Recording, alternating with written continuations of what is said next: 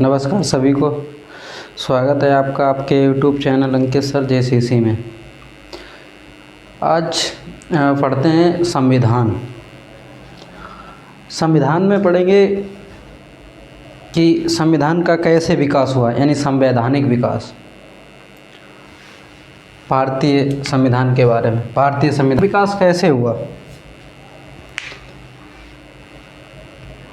British हुकूमत भारत में जब आई तो उसके द्वारा भारत में ब्रिटिश कानूनों या उनके नियमों को भारत में शासन करने के लिए जो संचालित नियम किए गए वो धीरे धीरे क्या होते गए, भारतीय संविधान के परिप्रेक्ष्य में, भारतीय संविधान के विकास के रूप में वो होते चले गए।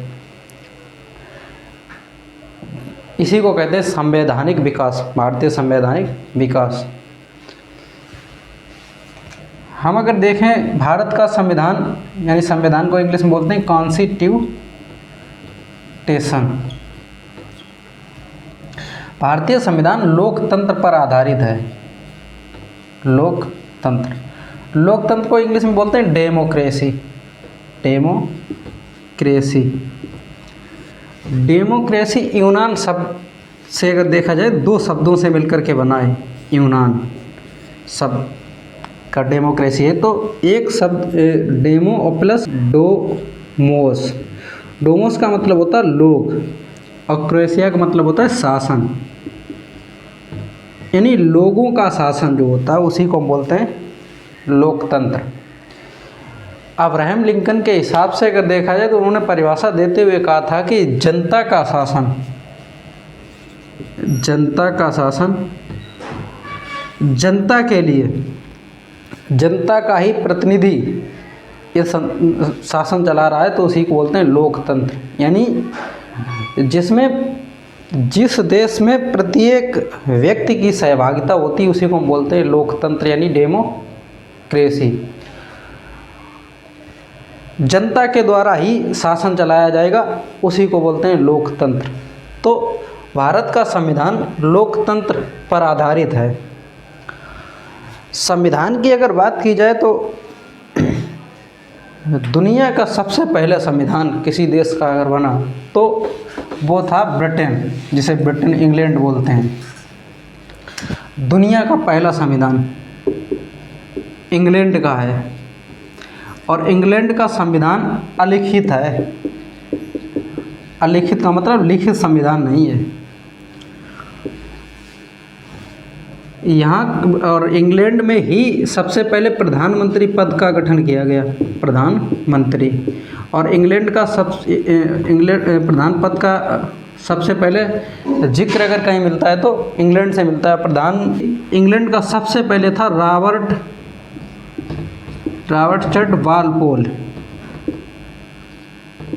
वालपोल। दुनिया का सबसे पहले इंग्लैंड का संविधान है जो अलिखित संविधान है। ऐसे ही अमेरिका का संविधान सबसे पहले, सर्वप्रथम अगर देखा जाए दुनिया का सबसे पहला लिखित संविधान किसका है, तो लिखित संविधान अमेरिका का है। और अमेरिका का दुनिया यानी विश्व में सबसे छोटा अगर किसी देश का संविधान है तो अमेरिका का है सबसे छोटा संविधान। अमेरिका का है सबसे छोटा संविधान। और अमेरिका से ही राष्ट्रपति पद लिया गया है, राष्ट्रपति पद। और जिसके सबसे पहले अमेरिका के राष्ट्रपति का नाम था जॉर्ज वाशिंगटन।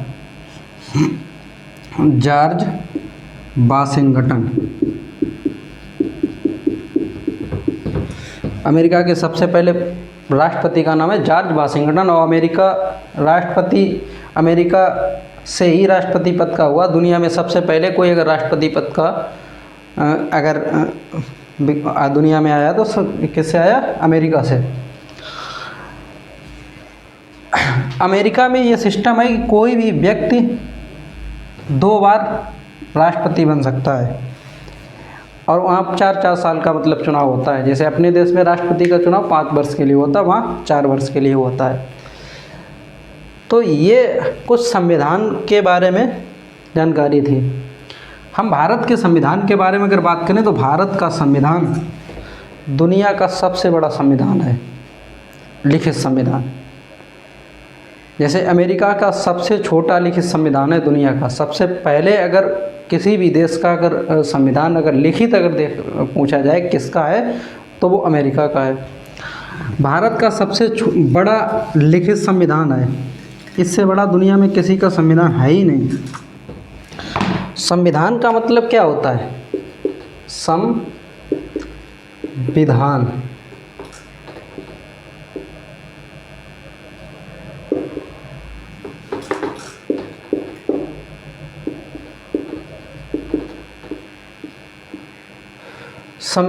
संविधान का क्या है? सम और प्लस विधान, दो शब्दों से मिलकर बना है। सम का मतलब समान, विधान का मतलब विधि या कानून, यानी जो सबके लिए समान कानून हो उसी को क्या बोलते हैं? संविधान। संविधान एक ऐसा दस्तावेज है जो किसी भी देश के लिए, प्रत्येक नागरिक के लिए उसकी आकांक्षाओं और इच्छाओं का प्रतिबिंबित होता है, उसी को हम बोलते हैं संविधान। एक ऐसा डॉक्यूमेंट है, जैसे भारत देश की अगर बात की जाए, कानून का शासन यहाँ है, जिसे हम विधि का शासन भी बोलते हैं, रूल ऑफ लॉ जिसे बोलते हैं। और रूल ऑफ लॉ में क्या है? यहाँ पे संविधान ही सर्वोच्च है। भारत देश में संविधान को ही सर्वोच्च माना गया है। जैसे यहाँ धर्मों के लोग रहते हैं, तो किसी के लिए, जैसे हिंदू धर्म के लिए पवित्र ग्रंथ गीता होती है, भाई इस्लाम जो लोग हैं उनके लिए कुरान है, ईसाई लोग हैं उनके लिए बाइबिल है, सिखों के लिए अलग पुस्तकें हैं। तो सबकी अलग अलग मतलब एक महत्वपूर्ण पुस्तकें हैं। लेकिन इससे भी बड़ी कोई एक पुस्तक है, उसका नाम है संविधान। अगर कोई भी व्यक्ति संविधान यानी विधि का जो शासन है, कानून का शासन है, रूल ऑफ लॉ है, उसमें अगर यकीन कोई रखता है तो सबसे महान अगर कोई पुस्तक, इनसे भी बड़ी कोई पुस्तक मानी जाएगी तो वो संविधान है।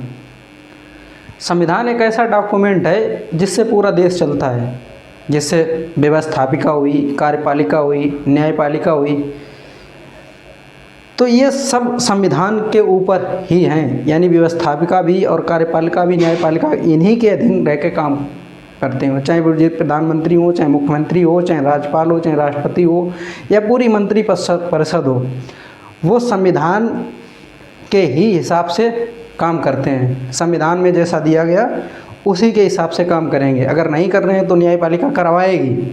जैसे व्यवस्थापिका है, व्यवस्थापिका का काम है कि कानून बनाना या तैयार करना, और व्यवस्थापिका कार्यपालिका का काम है कि व्यवस्थापिका द्वारा बनाया गया कार्य, कानून, उसे लागू कराना। और न्यायपालिका ये काम करेगी कि दोनों व्यवस्थापिका और कार्यपालिका को देखे कि कौन संविधान के प्रति है या नहीं है, संविधान को मान के ये चल रहा है या नहीं चल रहा है, तो तब जाके न्यायपालिका उसका काम करेगी। तो भारत में अगर देखा जाए संविधान को ही सर्वोच्चता दी गई है। अब ये संविधान की बात की जाए, पहले क्या था कि किसी भी जैसे राज्य, अब यहाँ राज्य का मतलब है, जब भी राज्य का मतलब यहाँ पे जब भी संविधान पढ़ेंगे और या पॉलिटी पढ़ेंगे जिसे हम राज्य व्यवस्था बोलते हैं, एक ही बात है। तो यहाँ राज्य का मतलब होगा किसी देश से। तो किसी भी देश को चलाने के लिए वहाँ पे कुछ ऐसा डॉक्यूमेंट होना चाहिए जिससे राज्य चल सके। राज्य की अपनी जिम्मेदारियाँ होती हैं। राज्य कैसे मिलकर के बनता है? क्या होता था जब संविधान नहीं था, तब लोग अपने अपने धर्मों के मानने वाले लोग धर्म ग्रंथों के हिसाब से चलते थे। धर्म को ही संविधान पहले माना जाता था, यानी जो धर्म है उसी के हिसाब से लोगों को धर्म को मान करके प्रत्येक काम किया जाएगा उसी के हिसाब से। लेकिन अब धर्म नहीं, अब संविधान ही सर्वोच्च है। यानी पहले धर्म ही संविधान था और अब संविधान ही धर्म है। ये स्वतः लोगों को मान लेना चाहिए, क्योंकि संविधान हर एक धर्म को, हर एक व्यक्ति को, हर एक वर्ग को, हर एक भौगोलिक क्षेत्र को देख के बनाया गया है। और इसमें जनता के प्रत्येक व्यक्ति ने भाग लिया है। यानी पहले क्या होता, जब संविधान बनता था तो 10 लाख लोगों पे एक प्रतिनिधि चुना जाता था, और प्रतिनिधि चुनने के बाद में 10 लाख लोगों की पूरी बातें सुनता था। फिर उसकी जो बातें होती थी वो बातें संविधान सभा में रखी जाती थी, फिर उस चीज़ को पारित किया जाता था। यानी पूरा संविधान अगर भारत का देखा जाए वो जनता के द्वारा ही बनाया गया है। तो इसलिए प्रत्येक व्यक्ति को, भारत में रहने वाले प्रत्येक नागरिक को ये मान लेना चाहिए कि संविधान ही धर्म है। पहले धर्म ही संविधान था, लेकिन अब संविधान ही धर्म है, ये लोगों को मान लेना चाहिए। जो कि पूरे देश में संविधान से ही देश चलता है। हर एक राज्य में जितने भी शासन या प्रशासन है वो सब संविधान के ही अधीन रह के सब करते हैं। तो हम भाई संविधान की बात कर रहे हैं, यानी संविधान, भारत का संवैधानिक विकास कैसे हुआ। पहले क्या हुआ कि 1600 ईस्वी में भारत में ईस्ट इंडिया कंपनी की स्थापना हुई। ईस्ट इंडिया कंपनी की स्थापना हुई, जो कि ब्रिटिश संसद के द्वारा, ये महारानी एलिजाबेथ के द्वारा ये व्यापार करने के लिए भारत में कंपनी भेजी गई। और ये कंपनी मात्र एक ऐसी कंपनी थी कि इंग्लैंड की एकमात्र कंपनी व्यापार कर सकती है भारत में, जिसे मोनोपोली भी कह सकते हैं, यानी एकाधिकार भेजा गया। तो 1600 ईस्वी में ईस्ट इंडिया कंपनी की स्थापना हुई और 1608 में भारत में कंपनी व्यापार करने के लिए आई। कंपनी भारत में व्यापार करने लगी। अब व्यापार करने लगी, इसके साथ साथ में क्या हुआ कि कंपनी के जितने भी कर्मचारी थे भेजा किसी दूसरे मकसद से कि तुम जाओ वहाँ पे काम व्यापार करो जाके। ब्रिटिश क्राउन के तहत ब्रिटिश क्राउन ने भेजा। अब ब्रिटिश क्राउन ने भेजा व्यापार करने के लिए, लेकिन यहाँ कुछ कर्मचारी जो British company, east India company के थे, वो तो अलग काम करने लगे। उठा लो।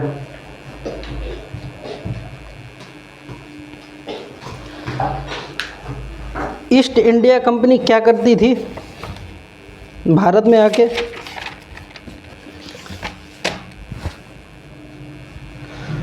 सोलह 1608 में इसे भेजा गया, ये व्यापार करने लगी यहाँ पे ईस्ट इंडिया कंपनी।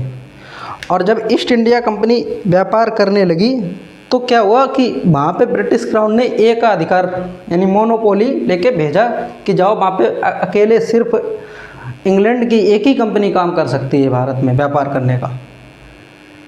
तो करने लगे। फिर क्या हुआ, ईस्ट इंडिया कंपनी व्यापार मतलब एकाधिकार क्यों प्राप्त कर लिया ईस्ट इंडिया कंपनी ने, प्रश्न यहाँ पे ये बनता है। क्योंकि ईस्ट इंडिया कंपनी जो थी वो ब्रिटिश क्राउन को 4 लाख पाउंड देती थी।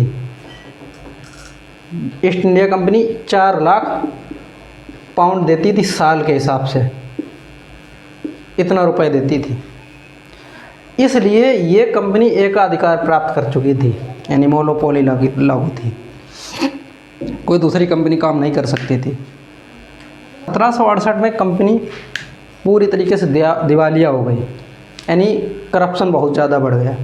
करप्शन का मतलब है कि 1608 से इसने व्यापार करना जब स्टार्ट किया तो वहाँ के निजी जो कर्मचारी थे वो निजी व्यापार करने लगे, भारतीय लोगों से रिश्वत उधार लेने लगे, और साथ साथ में आंग्ल मैसूर युद्ध भी हुआ, उसके कारण भी कंपनी में घाटा पड़ा। और चाय के मिल वगैरह थे, वो मिलों में गोदामों में चाय सड़ने लगी तो कुछ से पैसा काश मिला नहीं।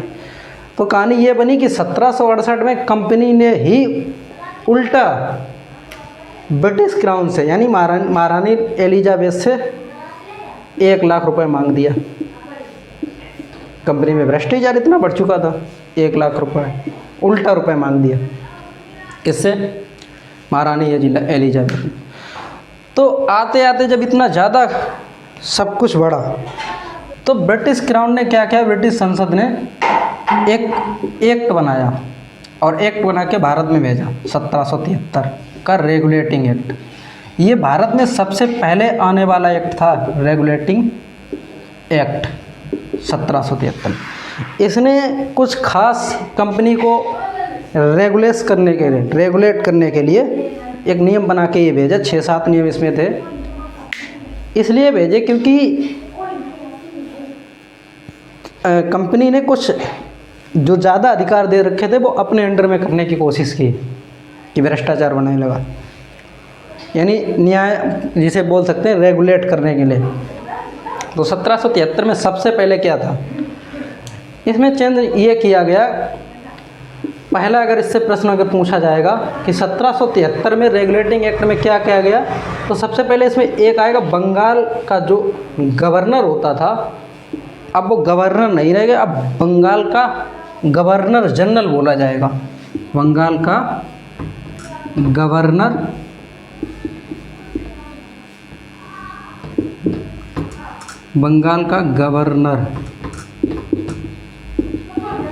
जनरल। और बंगाल का प्रथम गवर्नर जनरल कौन था? Warren Hastings. इससे पहले बंगाल का गवर्नर होता था, जैसे बंगाल का प्रथम गवर्नर रॉबर्ट क्लाइव था, ऐसे मुंबई का, मद्रास का गवर्नर होते थे। 1773 में रेगुलेटिंग जब एक्ट आया तो उसमें ये नियम लागू कर दिया कि अब बंगाल का गवर्नर नहीं रहेगा, बंगाल का गवर्नर जनरल रहेगा। उसका नाम क्या, सबसे पहले सर्वप्रथम अगर पूछा जाए कि बंगाल का गवर्नर जनरल कौन था, तो वारेन हेस्टिंग। अब इसमें एक सिस्टम और लागू कर दिया कि जो मद्रास और बॉम्बे प्रेसिडेंसी जो थी, इनके गवर्नर होते थे। अब इनके जो गवर्नर होते थे वो गवर्नर भी किनके अधीन काम करेंगे? बंगाल के गवर्नर जनरल के अधीन रहेंगे। ये दोनों जो होंगे वो किसके अधीन काम करेंगे? बंगाल के गवर्नर जनरल के अधीन रह के काम करेंगे, यानी ये दोनों सहमति इनसे लेके तब काम करेंगे। पहला तो इसमें ये चेंज किया गया रेगुलेटिंग एक्ट में। और 1773 में ही 1774 ये रेगुलेटिंग एक्ट आया, और 1774 में ही एक बड़ा काम हुआ कि कलकत्ता में एक सुप्रीम कोर्ट यानी न्यायालय की स्थापना की, कलकत्ता में, जिसके मुख्य न्यायाधीश का नाम है एलिजा इम्पे। 4 मतलब इसमें सदस्य थे, तो एक मुख्य न्यायाधीश था, उसमें मुख्य न्यायाधीश का नाम क्या है? न्यायाधीश एलिजा इम्पे। इसके बाद में और मतलब थे 3, एक का नाम चेम्बर था, एक का नाम था हाइड, और तीसरे एक नंबर तो वो हुआ 2, 3, और चौथे नंबर पे था लेमिस्टर। तो ये कलकत्ता सुप्रीम कोर्ट की स्थापना हुई 1773 के 1774 में कलकत्ता में मुख्य सुप्रीम कोर्ट की स्थापना हुई। उसके मुख्य न्यायाधीश प्रथम कौन थे? एलिजा इम्पे, और 4 सदस्य थे, चेम्बर, हाइड और लेमिस्टर। एक तो ये बना। रेगुलेटिंग एक्ट के ही तहत जो क्या होता था, भारतीय लोगों से रिश्वत और उपहार लिए जाते थे, वो साफ मना कर दिए गए रेगुलेटिंग एक्ट के तहत।